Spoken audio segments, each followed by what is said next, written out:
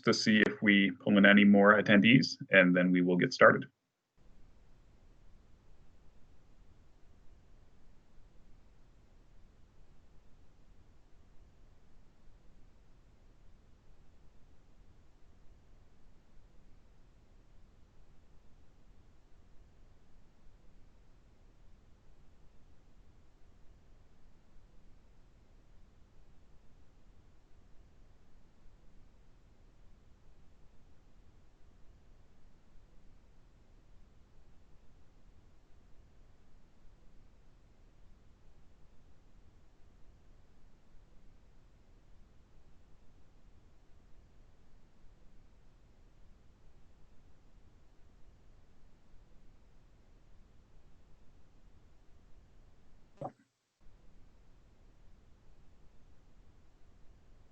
All right, so it looks like we've got some folks in the room. I'm going to go ahead and get us started. Good morning, everybody.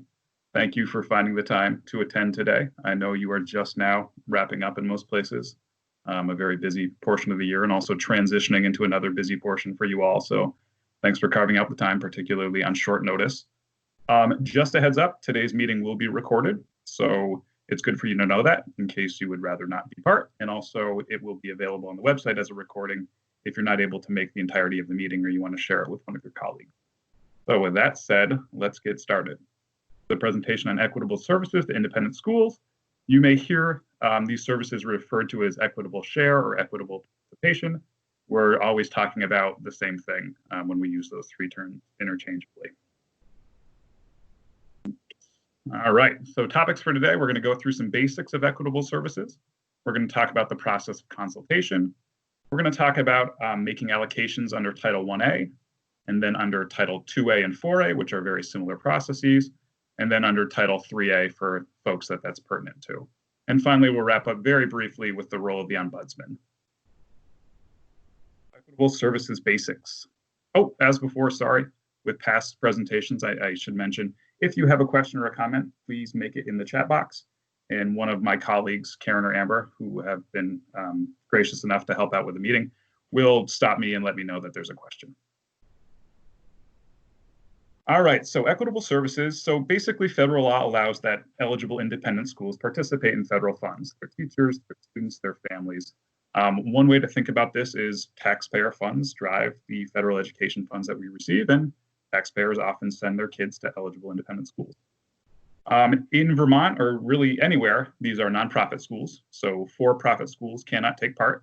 And in Vermont, they are considered approved or recognized. There are certain criteria these schools need to meet to be approved or recognized in Vermont, and those schools are eligible for equitable services.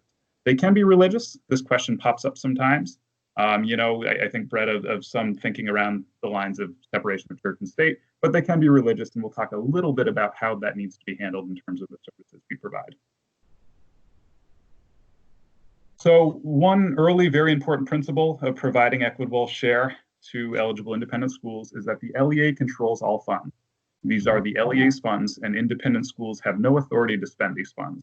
So that means that services are provided by the LEA either through LEA personnel or through contractors, but independent schools themselves do not handle any of the spending. This is also true of the planning, designing, and implementation of the programs.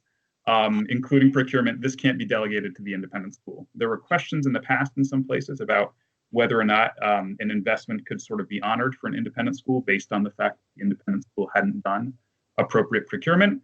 And sort of the central essential issue there is that the independent school isn't responsible for procurement. These are LEA funds controlled by the LEA. That represents a huge lift for you guys, and I really appreciate it. Unfortunately, it's sort of just the way the system's set up. So as I said before, services must be provided by an employee of the district or a third-party contractor. Any questions yet? Yes, just we've had a couple of questions regarding CARES Act funds and how equitable share will affect that. Yep. So no surprise there. The agency is not yet ready to put out guidance about how equitable share will be handled under the CARES Act. There was really a lot of back and forth at the national level as far as what the intent of these funds were and how equitable share should be determined based on that intent. There's some inconsistent information that came out of the DOE A lot of states are still seeking clarification, and Vermont is one of those states. So until we've sort of found that place of clarity, we're not in a position yet to either give guidance on equitable services under CARES or to make those funds available yet. So I'm very sorry. I know it's a source of frustration for LEAs and for independent schools. The second I or we, the AOE, know something, we will let folks know, because I know it's important stuff. But great question.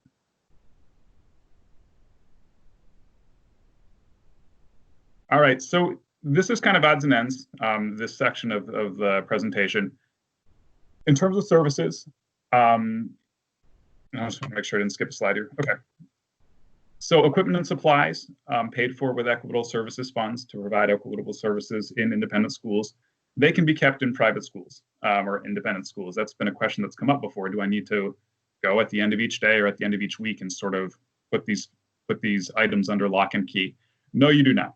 They may be kept in independent schools, but they should really only be used for the services provided under these funds. Services need to be neutral, secular, and non-ideological. This is back to that point earlier about whether or not I can provide services in an independent religious school. Yes, you can, but the services themselves need to be neutral, secular, and non-ideological. That doesn't mean your Title I interventionist can't provide an intervention in a room with a crucifix on the wall. You know, it's not that sort of stringent an expectation, but certainly they can't do a series of lessons on, you know, the teachings of Jesus Christ, just as an example. Lastly, as the name implies, services need to be equitable, not necessarily identical. You're going to consult with these schools and determine what their needs are, and you're going to provide services that are, you know, equitable to what you would have provided to schools in your own LEAs, but they certainly don't need to be the exact same services. Services for private school children, and that should say independent school children, I missed it in a few places, should begin at the same time as services for public school children. Again, that's back to that idea of them being equitable. And consultation needs to occur before the application, your CFP application, which will include these investments as drafted. Any more questions at this point? No, we're good at this time. All right. So the obligation of funds, again, sort of odds and ends here. So funds allocated to the LEA to provide equitable services, they need to be obligated for those purposes within the year that they're received.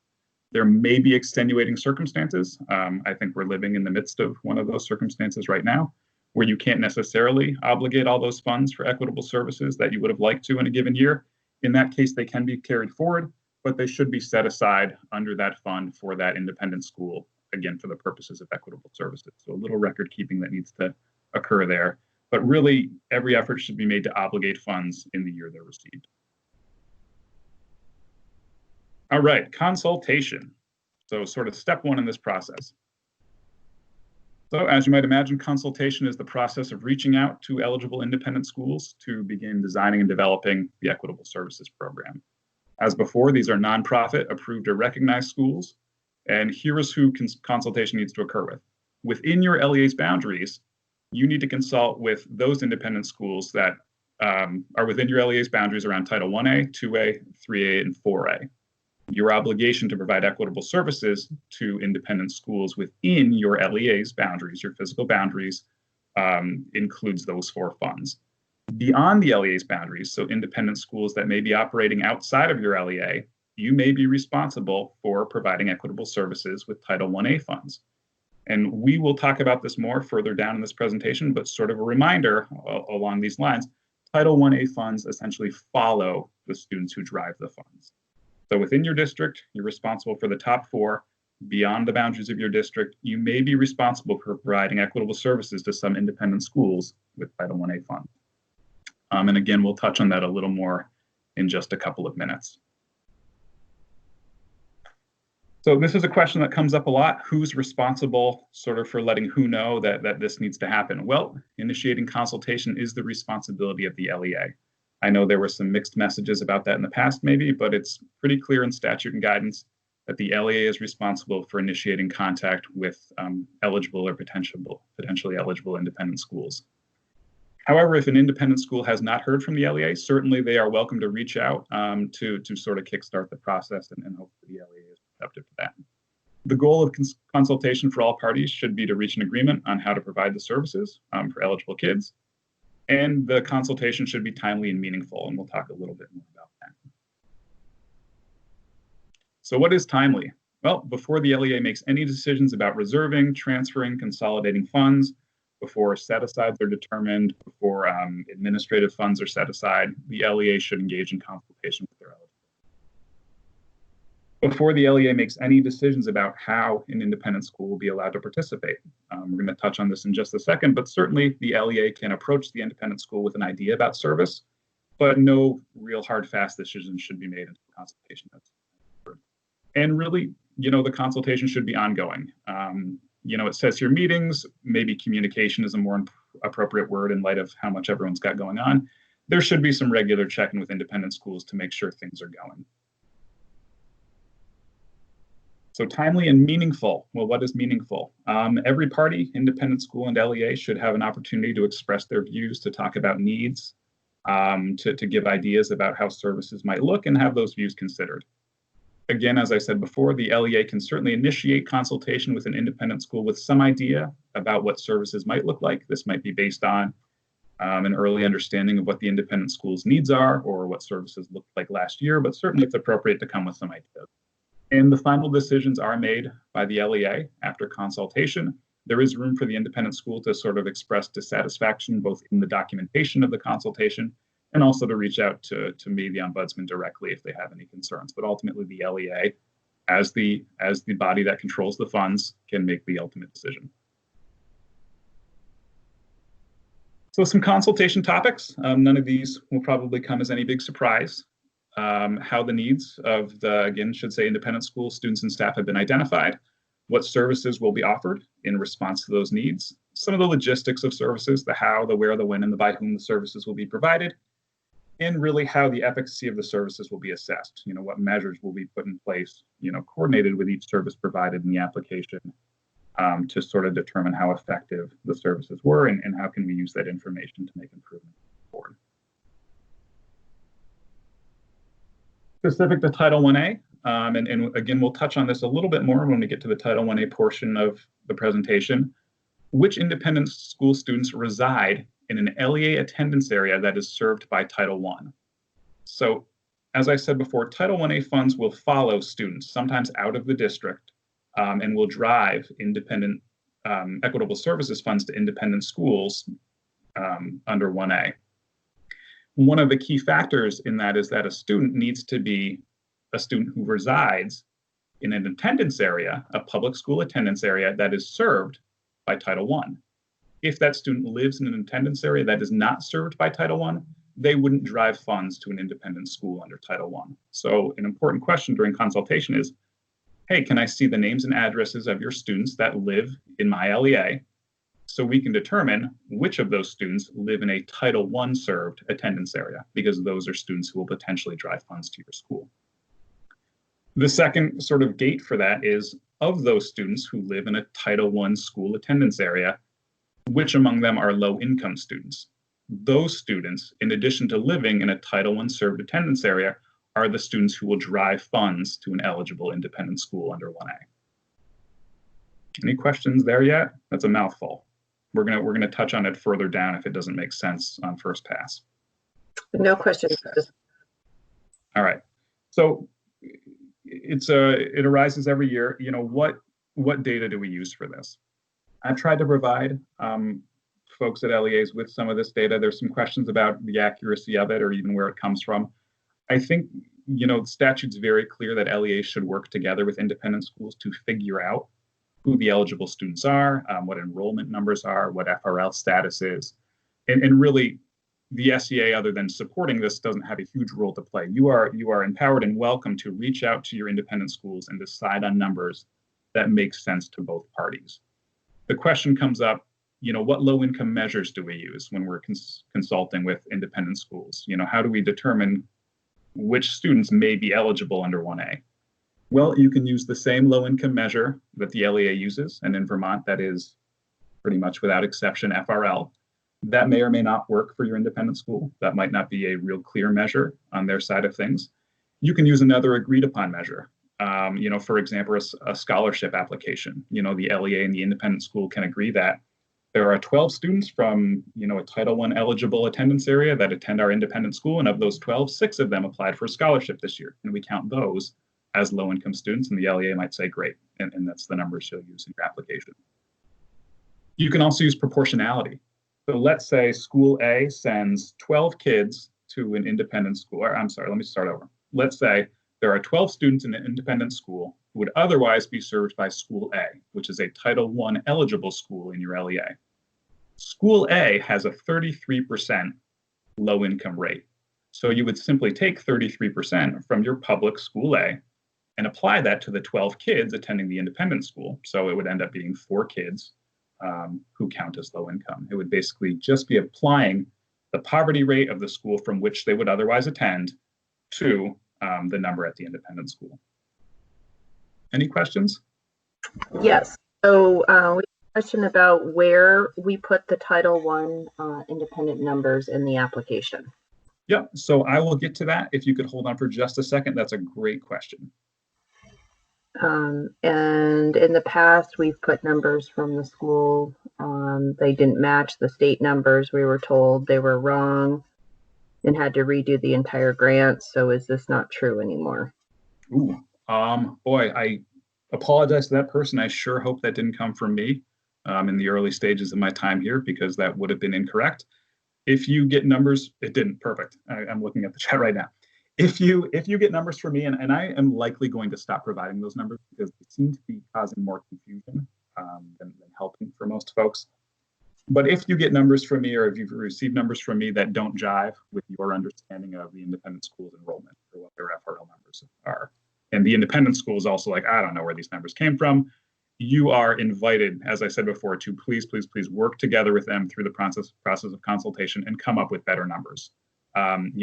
Using one of these low income options, that are up on the screen right now, talking about enrollment.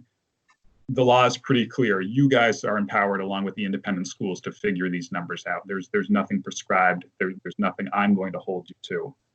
If it works for the both of you, then it works for us, basically. All right. Anything else? No, not right now. And it wasn't you.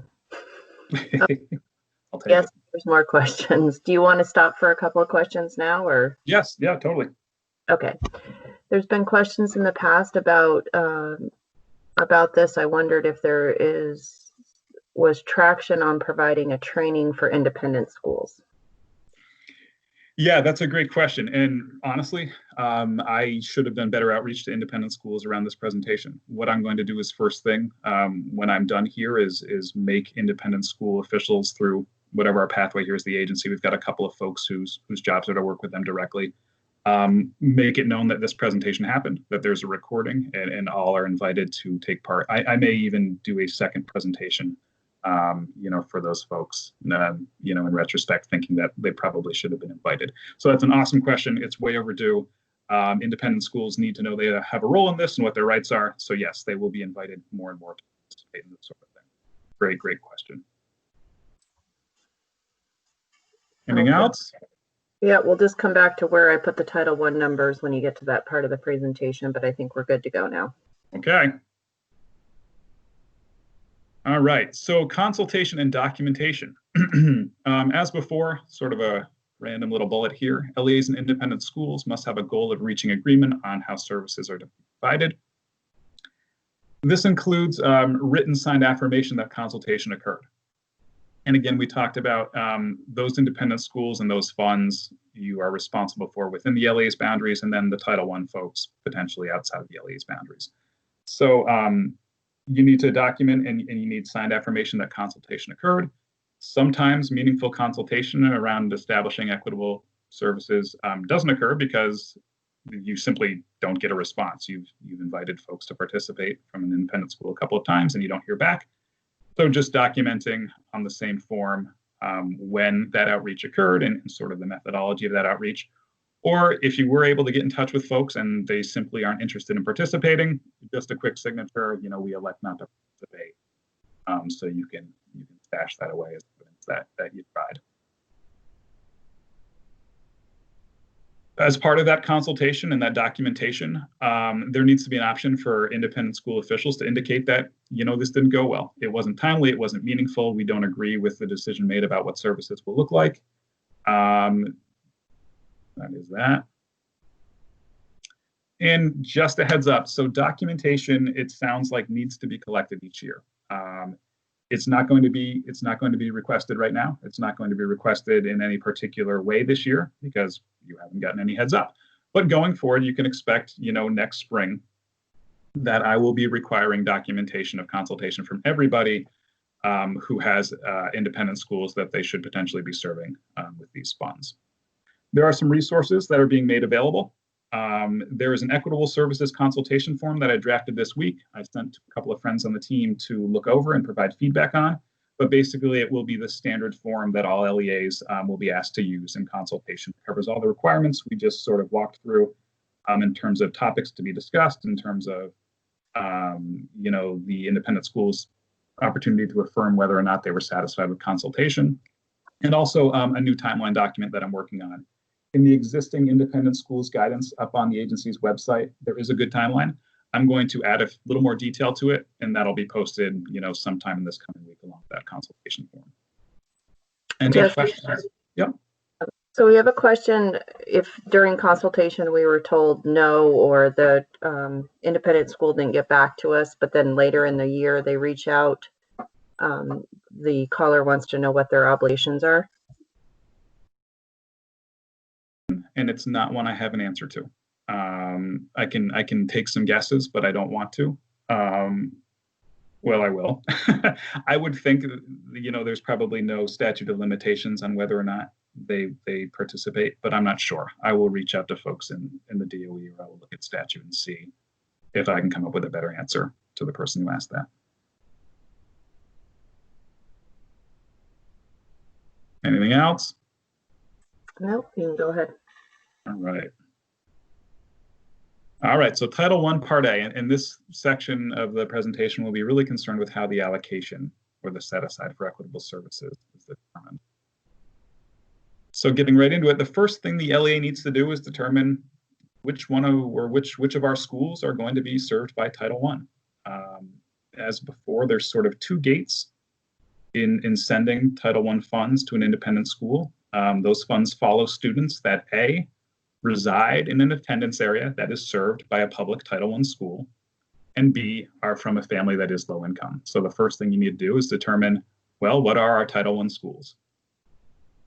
Within those schools, the LEA is then going to determine the number of children from low income families who attend that public school, and also the number of students from low income families who attend independent schools but reside in that public school attendance area. It's probably clear as mud. There is a graphic to follow that might help.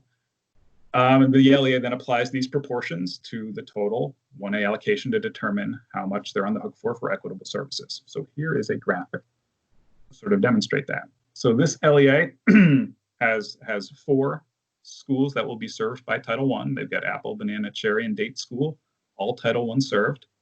So they're going to determine the number of students who are low income that attend those public schools. They're then going to determine the number of students who are low income who attend independent schools but reside in that public school attendance area, giving them a total. They're going to apply that proportion. In this case, it's 10% of the students are low income and attend an independent school but otherwise reside in those public school areas. They're going to apply that proportion to the total 1A allocation, and then they will have the number of dollars they are responsible for providing in equitable services. Any questions about that? Not yet. All right, process for a minute and interrupt me if you need to. But again, sort of 2 gates. Does the student reside in a Title I eligible public school attendance area? And is that student from a family that is low income? Those 2 gates being satisfied, that student will drive funds to the independent school that they attend. All right. Here is where it exists in GMS. So this is in the Targeting and Ranking tab, and that's only for Title I Part A. Targeting and Ranking tab, Step 1A. There is a table next to each of your public schools where you input the number of students who are low income who attend that public school, as well as the number of students who are low income that attend independent schools but reside in that public school's attendance area. Any questions about that? Yeah, so we have a question. The count is of participating independent schools, not all independent schools? So that is a wonderful, pertinent question to this year. There is a feature in GMS that gives the LEA the option of naming independent schools that don't wish to participate, and in doing so, indicate how many students attend those schools who would otherwise be driving 1A funds to those schools, and basically remove them from the calculation, sort of releasing the funds back to the LEA. That feature in GMS is not working right now. So what we are telling LEAs to do this year is that when you input these numbers, the numbers on the screen right now, only count the students who are attending eligible independent schools who would like to participate in Title I. If there are schools, or rather, if there are students who reside in, let's say, for example, Derby Elementary School's attendance area, who are attending an independent school and are low income, but that independent school does not wish to participate in 1A, remove those numbers from your count. So in this case, maybe -3, because they are attending an independent school that does not wish to participate. Otherwise, the system will force you to allocate all of that money. It will force you to set aside all of that money, including the money that would have gone to those schools that chose not to participate. So only include the students attending an independent school that wishes to participate in 1A this year. So I have two questions for the callers. Paul, does that answer what your question was? And two, we have a question, and I'm not sure of the context. If our district is school-wide, do we need to do target and ranking? That I'm not sure where that question is coming from, because how it applies to this conversation. So could that caller restate the question in a different way for me? All right, go ahead, Jesse, and I'll let you know if we get a response. Okay, and we can always handle offline as well.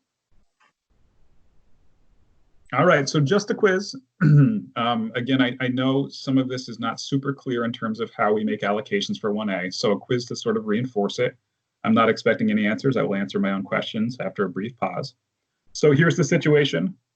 A fourth grader who lives in the Essex Westford School District, apologies to both districts for using you as an example, attends Mater Christi, which is an eligible independent school in Burlington. So here are some additional information. The student's family is not low income, but she does reside in the attendance area of a Title I elementary school. Would this student drive Title 1A funds to Mater Christi?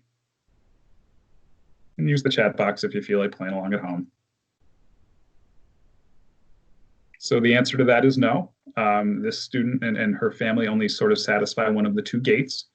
Where she does reside in a public school attendance area that is Title I eligible, but she is not from a family that is low income, so no, she does not drive any Title 1A funds to Mater Christi.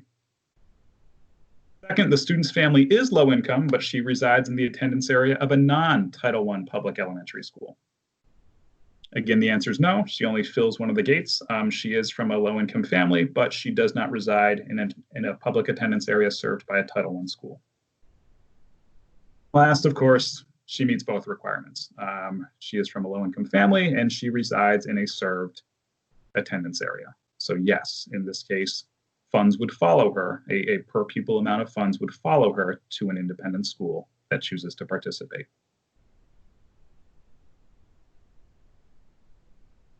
All right, so just some odds and ends about Title I, Part A, and independent school service.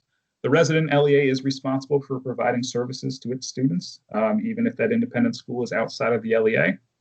This can represent quite a mess, as you might imagine, if you've got students from 5 LEAs attending an independent school that wants to take part in 1A. You potentially have 5 different 1A programs being run in that school by 5 different LEAs.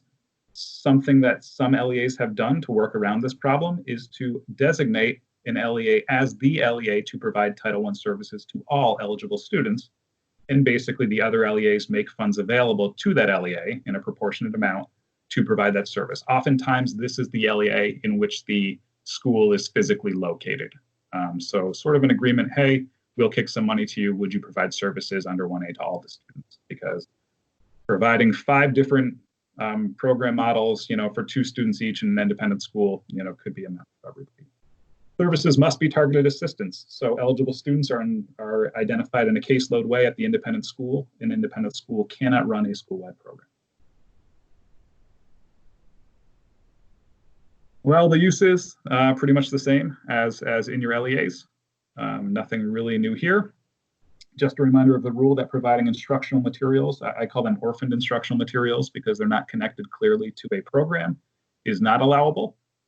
So a little more in program design for independent schools if you would use under 1A. Now, students eligible to participate in Title I services at these schools. Now, those are not necessarily your low-income students. This is something that needs clarification occasionally in our LEAs. But while FRL status or low-income status is what drives funds to buildings, it does not represent the only or even the criteria at all for who receives service. In an independent school, students that receive Title IA services will reside in a participating public school attendance area, so they would have otherwise attended a Title I Part A school. And just like in your buildings, they're identified as eligible through multiple educationally related criteria. These are the students most at risk to not meet state standards. They're not necessarily the FRL students that are driving funds. These are students most at risk to not make the grade. All right, Title IA, whew, exhale. That's the big one. The rest of this is pretty straightforward. Title II Part A and Title IV Part A. Very easy calculations. You are responsible, as in that very early slide, for providing 2A and 4A to eligible independent schools within your LEA's boundaries. All it is total enrollment. You take the total enrollment in your public schools, you take the total enrollment in your eligible independent schools within the LEA's boundaries, you add them together, you apply the proportion to the total allocation. So there's an example on the next slide. And again, you're invited to determine accurate enrollment numbers through consultation with the LEAs. I know I send those out. Folks have questions about them. Feel free to completely ignore what I've provided to you and work with your independent schools to determine what better numbers are. So there you have it. You've got 900 kids in your LEA attending public schools. You've got 100 attending independent schools for a grand total of 1,000. Take your total allocation. You can subtract reasonable administrative cost, apply 1,000 to what's left. You've got a $950 per pupil amount, and then multiply times the number of kids in independent schools, and that's what you're allowed for. Much, much easier than Title IA. Any questions about calculating 2 or 4?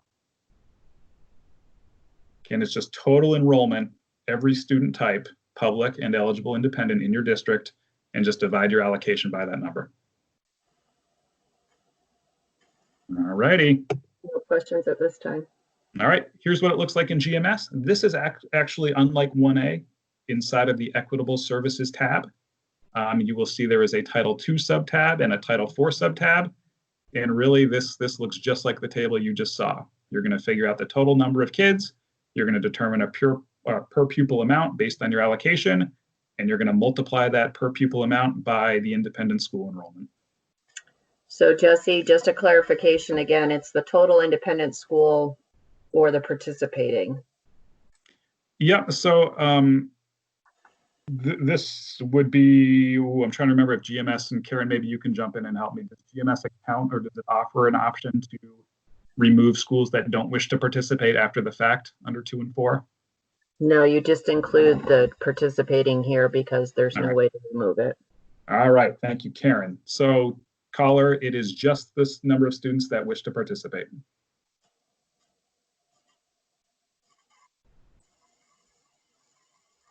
All right. Just some quick odds and ends about professional development. A reminder that LEA controls the funds. so that, the independent school couldn't put together, you hire a consultant to come in and do a school-wide presentation and then seek reimbursement for that. However, for individual professional development activities, if you've got a teacher or a principal headed from your independent school to a training and they've registered themselves or they've got travel costs, the LEA can reimburse for that. But by and large, the LEA, as always, maintains control of the funds. The LEA, sort of along those lines, may pay for stipends directly to independent school teachers to take part in activities. However your business office needs to organize that with them. I don't know if that's by contract, if that's through an MOU, but you may pay stipends and may not pay for substitute teachers that would be necessary for independent school staff to take part in, let's say, professional development. The feds consider that dabbling too much in paying for independent school staff, so they do not allow us to pay for substitute costs. All right, Title III Part A, this will potentially only apply to a few of you, so it will be short and sweet. It's not dissimilar from 2A and 4A. The only difference is that instead of total enrollment, it's total number of English learners. So you would take the total number of English learners in your district attending public schools, the total number of ELs attending participating independent schools, add those numbers together and divide your allocation. This only applies to LEAs that receive a Title III allocation, and it only applies to independent schools that actually determine whether or not students are English learners. So if you are an independent school in an LEA that has Title III funds, but you do not identify English learners, you're gonna have a hard time getting these funds. You need to have some method of determining who those ELs are that passes muster. That's what it looks like in GMS. Again, very similar, even a little more simple. Anticipating the question being asked, it would only be participating schools. All right, last but not least, the Ombudsman, yours truly in Vermont. So the job of the Ombudsman is to serve as the primary point of contact for addressing questions and concerns, both from independent schools, and again, that gives more oomph to that idea that they really need to be pulled into these conversations, and LEAs regarding equitable services, as well as to monitor and enforce that requirements are being met. That's me. There's my contact information. Just sort of the statutes underpinning this presentation and equitable services in general, including some guidance. Some of it, yeah, I've indicated next to the Title III and the Titles 2A, 3, and 4A guidance, that it's a little outdated. You're talking about NCLB era in some of this. ESSA usually defers to NCLB guidance if they haven't updated it as being still in play. So this guidance will mostly provide you with what you need, even though it's getting a little old. So Jesse, we have an important question that actually hasn't come up this year, and I don't know the answer to. Where and how in GMS this year do we indicate that the investment is for an equitable service? Yeah, so I've noticed that there does not seem to be that option in the dropdown. We got rid of that. Yeah. So we're what folks get in the investment description, I guess. It should be in the investment description, and folks are writing those as LEA level investments, is what I've seen. It's worked for me. Karen, I don't know if you can think of a reason why that doesn't work otherwise. No, that's the best we can do. Yep. So it sounds like a technical issue or something, maybe the team should have been clearer about. But yeah, write them as LEA level investments, indicate in the investment description that it's for an independent school. And I will hunt those down and we'll either approve them if they're approvable or ask for more information if they're not. So one of the callers wrote that they did that and it was denied. So okay. I guess it depends on why it was denied. If it was denied because it was sort of earmarked as an LEA investment, or if it was because something about the investment itself was not allowable, needed more information, or didn't meet the intent. I don't know if there's more information. The reviewer said, the review said that the investment cannot be for the independent school. So we'll handle this offline. Yeah. And make sure the team is on the same page about this, because the drop-down menu that included services to independent schools was removed due to us not connecting to the CIP and under specific goals. So unintended consequence of what we plan to make it simpler. So Okay. get back to you. Yeah, so apologies to that person. It sounds like an internal conversation needs to or needed to happen, and we'll get that squared away. So that is everything for today. Any other questions? Just give it a minute. Not at this time, but just want to make sure everybody has one last opportunity to ask questions or if something wasn't covered. Yep. So just a reminder that this is going to be, the recording will be posted probably within the next couple of weeks up on the website, along with the others from April's conference. The PowerPoint deck will certainly be available in very short order, along with those two resources I described. I'm going to put finishing touches on them, and we're talking a matter of days on those as well. And always, please reach out. As I said before, I'm going to make an effort to do some outreach to our independent schools, so LEAs have more informed partners in this process to hopefully make everyone's life a little bit easier and to get some of this money moving to where it belongs. And otherwise, thank you all so much for making this happen. All right, so we have one last question if you are ready. Two people have asked the same thing. I'm going back to an earlier slide. How in depth are we as the LEA responsible for planning, implementing of educational programming for independent schools? Yeah, I mean, so ultimately, I guess I don't know how to respond to sort of the in-depth part. Ultimately, it's the LEA's responsibility to plan for equitable services using input from the independent schools. You need to write the investment. You need to do your best to make sure the funds are obligated that year.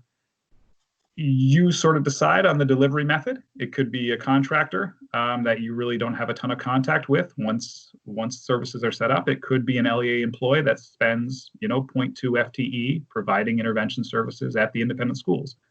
But ultimately, setting up the services, enacting the services, making sure the services happen at the end of the year and that they were efficacious, that's the LEA's responsibility. Obviously, you need partners in that at the independent school. You need them to make space available. You need them to establish a caseload of students to be served or make sure staff are available to participate in PD.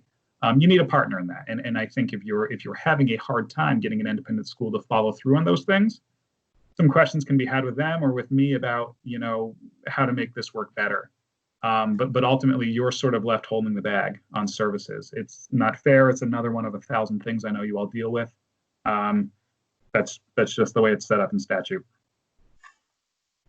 And one additional question has to do with, and for procurement, we should be shopping for their consultant, determining which one to use, as well as determining what the need is. So I think the need you determine together through consultation. Just like your buildings within the district, your independent schools probably even more so know what they need best. Yeah, they can certainly come to. Respect the processes you use for your own schools. They can certainly come to you with ideas. You may have a consultant in mind, but you still need to go through appropriate channels for procurement and those sorts of things.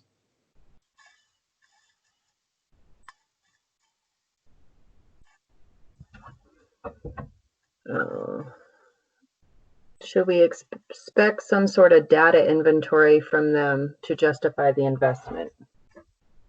That's a great question. Statute and guidance is not real clear on what sort of demonstrating need looks like by an independent school in the process of consultation. So that can sort of be up to you. I think on the CFP team's end, which may be where this question is coming from, we have not held independent school investments up to the same level of scrutiny in terms of demonstrating need. So I'm going to punt a little bit on this question and encourage LEAs and independent schools to operate in a way that is needs driven, but not expect that the LEA or the independent school provides the LEA with something that needs to be uploaded or included to supplement that investment in the application. It may be, I would imagine in some cases that could be exceedingly difficult for the LEA to sort of take that role of enforcing a data inventory or a needs assessment with an independent school. And statute doesn't hold that up as a requirement. So for the time being, we're going to keep it pretty minimal and pretty loose in terms of how that need is going to be demonstrated. So do what you're most comfortable with, LEA, and maybe to be continued.